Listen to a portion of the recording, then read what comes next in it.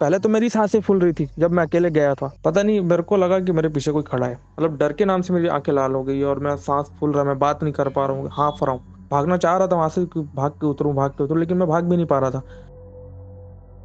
दोस्तों, आप सभी का स्वागत है अक्षय वशिष्ठ चैनल पर। इस चैनल पर मैं अक्षय वशिष्ठ आपको ऐसे पैरानॉर्मल इंसिडेंट और एक्टिविटीज़ के बारे में बताता हूँ जो कि हमारे फॉलोअर और सब्सक्राइबर हमारे साथ शेयर करते हैं। इंस्टाग्राम आईडी, जीमेल आईडी और अब एक ऐसा फ़ोन नंबर जो कि आप स्क्रीन पर देख सकते हैं। तो कभी आपके साथ कोई ऐसा पैरानॉर्मल इंसिडेंट हुआ हो, आप उसे रिकॉर्ड करके भेज सकते हैं। मैं अक्षय वशिष्ठ उसे नैरेट करूँगा अपनी आवाज़ में। आगे बढ़ने से पहले जो आप प्यार दे रहे हो उसके लिए तहे दिल से शुक्रिया। और एक बड़ी अनाउंसमेंट मैं दोबारा करना चाहूँगा, पहले भी मैंने की थी, कि मैं अभी फेसबुक पे अवेलेबल नहीं हूँ। अगर आप फेसबुक से किसी से इंटरेक्ट करें ये सोच के कि आप मेरे से बात कर रहे हो तो आप बहुत गलत हैं। कुछ ही टाइम पहले मुझे पता चला कि फेसबुक पे मेरे नाम से फ्रॉड हुआ है और मैं नहीं चाहूँगा कि आप किसी को भी अभी फॉलो करें फेसबुक पे। मैं फेसबुक पे बिल्कुल भी अवेलेबल नहीं हूँ। मैं इंस्टाग्राम और यूट्यूब पे अवेलेबल हूँ, स्नैपचैट पे भी अवेलेबल नहीं हूँ।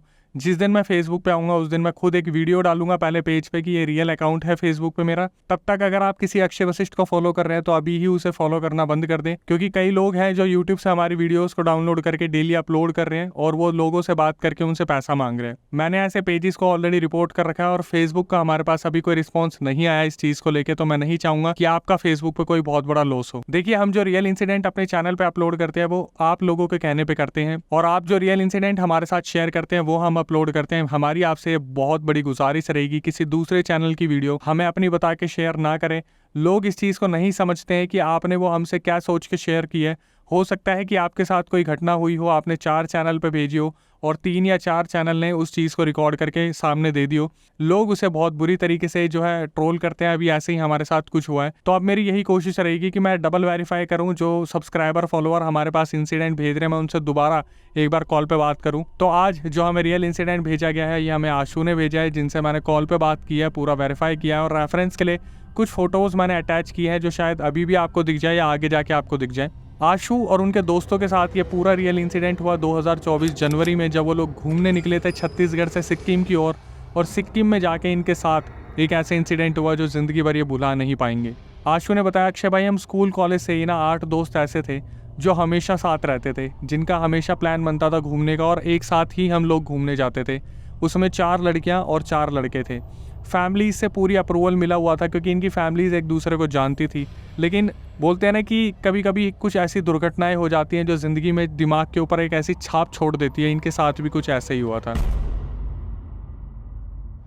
आशु ने बताया, जनवरी का टाइम था जब हम 8 लोग घूमने के लिए सिक्किम गए थे, और वहाँ पर हम इवनिंग में 8 बजे पहुँचे। हमने एक होटल को बुक किया। उस होटल का नाम मैं नहीं लूँगा क्योंकि आजकल विवाद बहुत ज़्यादा हो जाते हैं किसी भी चीज़ का नाम लेने से। ये उस होटल में गए तो उसका नक्शा मैं आपको थोड़ा सा बता देता हूँ। सिक्किम में होटल्स जहाँ पर इन्होंने लिए थे बहुत ज़्यादा बड़े नहीं थे, व्यू बहुत अच्छा था। तो आशु ने बताया कि होटल जो था वो ग्राउंड फ्लोर पे उनका पूरा रिसेप्शन एरिया था, फर्स्ट फ्लोर पे उन्हें रूम मिला था और ऊपर उसके रूफ हुआ करती थी। तो लड़कों को एक रूम मिला था और लड़कियों को एक रूम मिला था, डबल शेयरिंग में था। तो क्योंकि 4 लड़कियां थी तो 2-2 बेड पे एडजस्ट हो गई थी। रात के 9:30 बजे थे जब ये फ्रेशन अप होते हैं, और जैसे कि इनका प्लान था, ये प्लान करते हैं कि भाई हम थोड़ी सी ड्रिंक करेंगे और फिर उसके बाद हम नीचे खाना खाने जाएंगे जो कि होटल वालों की तरफ से बना हुआ था। उसके बाद वापस आएंगे और फिर हम चिल करने वाले हैं। बहुत ज़्यादा ट्रैवल करा हुआ था, बहुत ज़्यादा थके हुए थे। तो ये लोग क्या करते हैं, लड़कियों के रूम में जाते हैं, और लड़कियों के रूम में जाने के बाद ये लोग ड्रिंक वगैरह करते हैं, जहाँ पर इनका बहुत अच्छा खासा टाइम पास हो रहा था, आपस में बहुत ज़्यादा टाइम स्पेंड करते हैं। अब आशु ने बताया कि भाई सारे दोस्तों में सिर्फ एक लड़का लड़की थे जो कपल थे, बाकी सारे दोस्त थे। 9 साढ़े 9 बजे ये लोग ड्रिंक करना स्टार्ट करते हैं और 10:30-11 बजे तक ये लोग ड्रिंक करते हैं, जब इन्हें नीचे से बुला लिया जाता है ये बोल के कि खाना तैयार है, अब आप आ जाइए। ये सारे लोग उठ जाते हैं और नीचे जाने के लिए तैयार होते हैं। जब वो जो कपल था वो रुक जाते हैं ये बोल के हमें थोड़ी बातें करनी है, हम थोड़ा टाइम स्पेंड करके आएंगे, तो आप लोग जाइए। सब नीचे आ गए थे, बस वो कपल ऊपर रह गया था, और वो भी 5 मिनट में शायद कुछ पैसे का लेन देन था, वो बात करके वो लोग भी नीचे आ गए थे।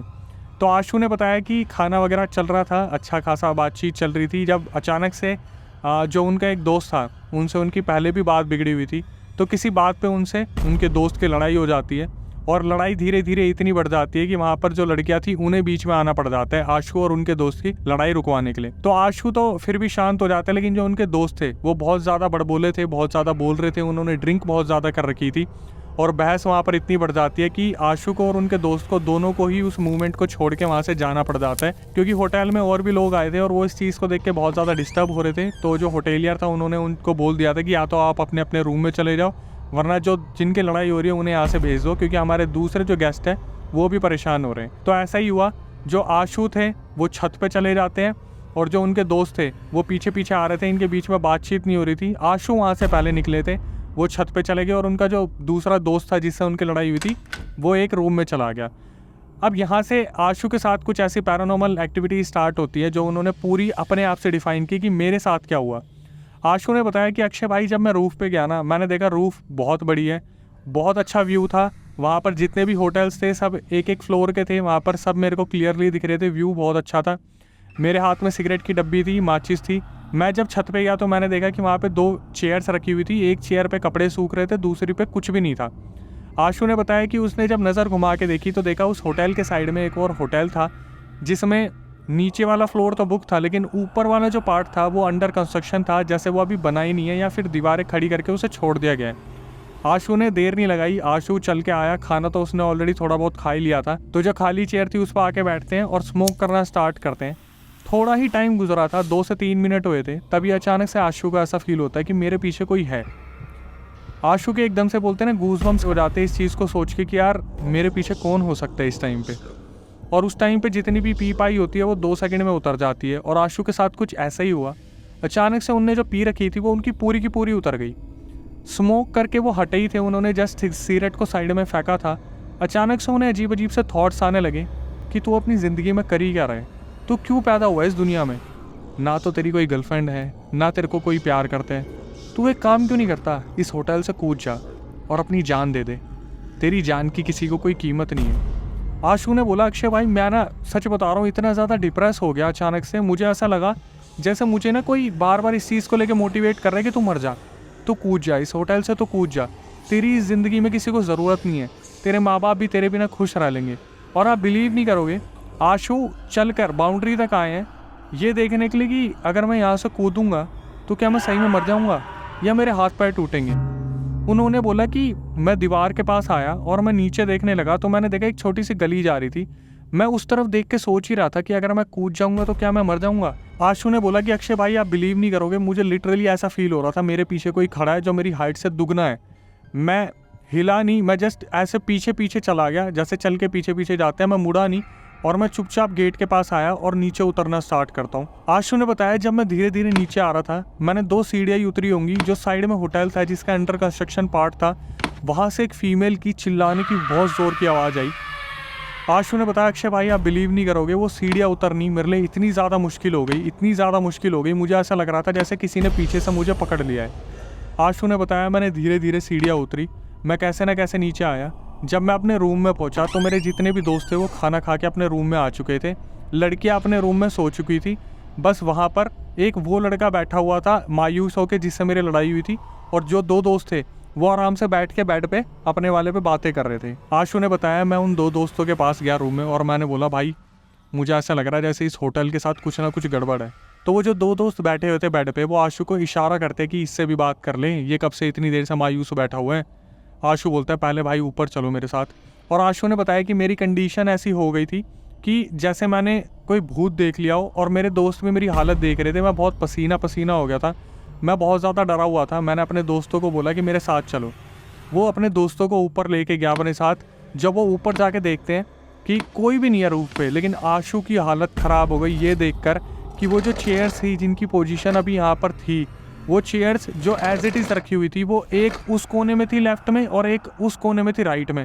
तो आशु ने बताया कि भाई ऐसे कैसे हो सकता है कि मैं छत पे गया हूँ, मैं जस्ट नीचे गया और ऊपर आया, इतने में उन चेयर्स की पोजीशंस को किसी ने पूरी तरीके से चेंज कर दिया। आशु ने अपने दोस्तों को बताया दोनों को कि भाई मैंने पक्का इन चेयर्स को यहाँ देखा था और यहाँ पर कोई ना कोई है। जब आशु अपने दोस्तों को इतना बता ही रहे थे, अचानक से उनके पास से कोई एक एंटिटी इतनी तेज़ी से निकली कि वो जो तीनों दोस्त वहाँ पे खड़े थे वो बुरी तरीके से वहाँ फ्रीज हो गए। तीनों दोस्त कैसे ना कैसे नीचे उतर के सीढ़ियों से आते हैं, तो ये आके देखते कि जो इनका चौथा दोस्त था जो अब तक मायूस बैठा था वो एक करवट की तरफ लेट कर उनसे अपोजिट होकर लेटा हुआ है। ये जो तीनों लड़के नीचे आए थे ये सोच लेते कि हमारे साथ कोई ना कोई तो पैरानॉर्मल इंसिडेंट हो रहा है या फिर कोई ना कोई एंटिटी हमारा पीछा कर रही है, हमसे कोई तो गलती हुई है। हमें क्या करना चाहिए। लेकिन बोलते हैं ना कि लौंडे तो हरामी होते हैं।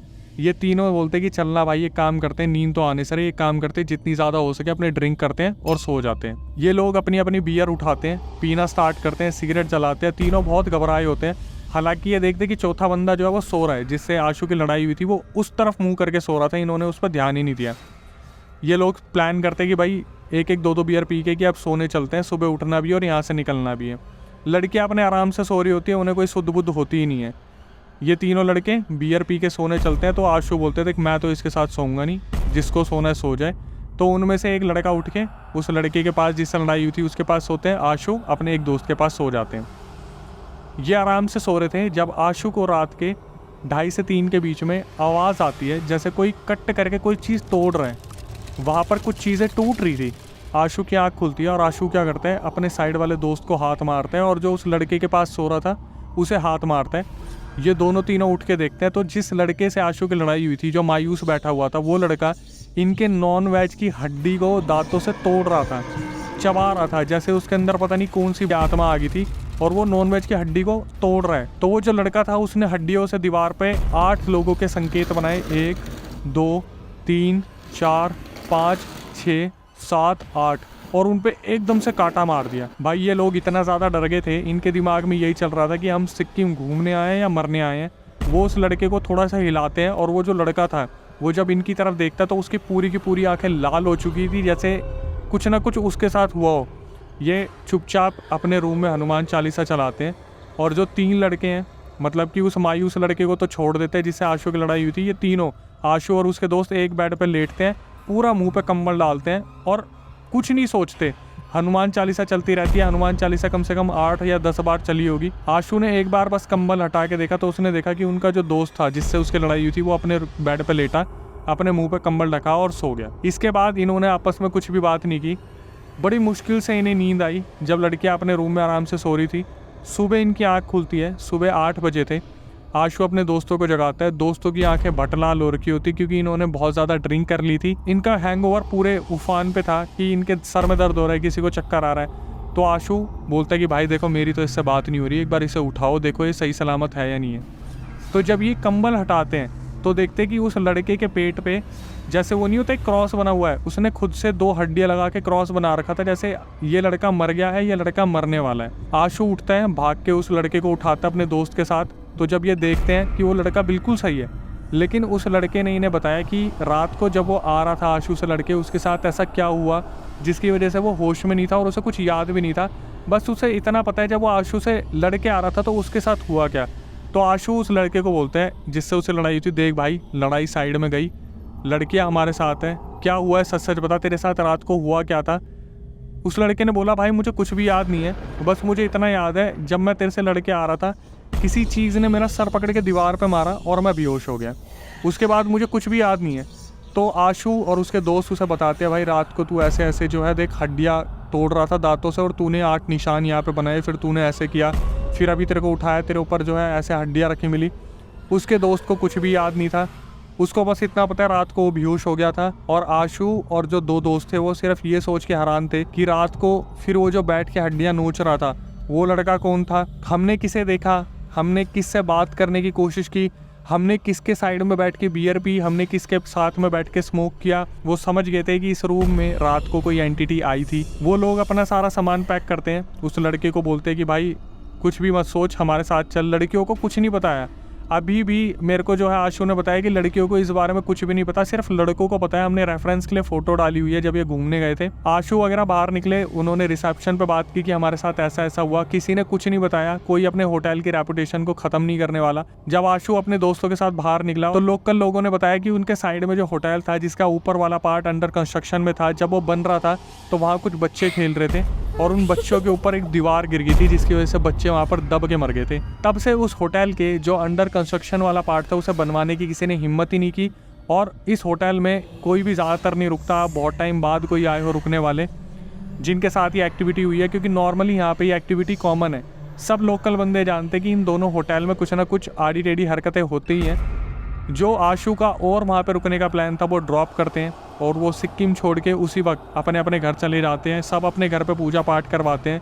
लड़कियों को हिंट दे दिया था कि भाई रात को कुछ ना कुछ यहाँ आड़ा टेढ़ा हुआ था, तो सब अपने घर में पूजा पाठ करवा के सही सलामत रहते हैं। आशु ने बताया कि भाई इसके बाद मैं सिर्फ अपनी जनता को यही बोलना चाहूँगा कि अगर आप जा रहे हो ना तो सिक्किम थोड़ा सोच समझ के जाना, खास करके पहाड़ी एरिया पे थोड़ा सोच समझ के जाना, क्योंकि वहाँ पर ऐसे ऐसे राज दफन है जो पता नहीं किस लेवल के राज है, जो आपको किसी भी तरीके से अपने साथ लेके जा सकते हैं। वो जो लड़का था आशु का दोस्त जिससे उसकी लड़ाई हुई थी, वो शायद भगवान की दया से बच गया। किस्मत थी उसकी कि उनको टाइम पे पता चल गया और किसी एंटिटी ने उसे इस तरीके से पोजेस नहीं कर लिया कि वो अपने साथ ही उसे लेके चली गई। लेकिन उन्होंने सिर्फ ये रिक्वेस्ट की है कि भाई अगर जनता कहीं जा रही है ना पहाड़ों पे खासकर, तो थोड़ा सोच समझ के जाए, क्योंकि पहाड़ों पर एक्सीडेंट बहुत होते हैं, बहुत ज़्यादा होते हैं, और वहाँ पर लापरवाही भी बहुत ज़्यादा होती है।